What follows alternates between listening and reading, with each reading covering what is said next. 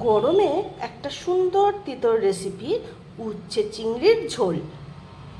তেলটা ভালো করে গরম হয়ে গেছে, এবার আমি উচ্ছে আলুটা ভেজে নেব। উচ্ছে আলুটাকে ভালো করে ভেজে নেব। দেখো উচ্ছে আলু ভাজা হয়ে গেছে, এবার আমি তুলে নেব। ওই তেলের মধ্যেই আমি একটু রাঁধুনি ফোড়ন দেবো।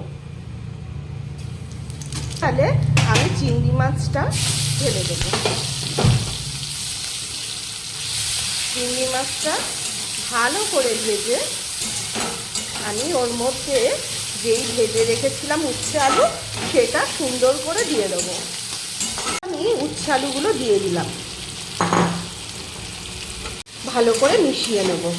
দুটো চেরা কাঁচা লঙ্কা দিয়ে দেবো, একটু হলুদ দিয়ে দিলাম, তারপর আমি দিয়ে দেবো লবণ। নমক শমক নমক শমক ডালে কে নমক শমক।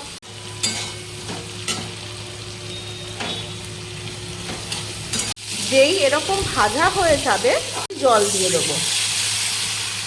ব্যাস এইটুকানি জল দিয়ে ফুটে গেলে আমি নামিয়ে দেবো। রেসিপিটার নাম উচ্ছে তেঁতুল ঝোল। টেস্টে হি রান্নায় ফি।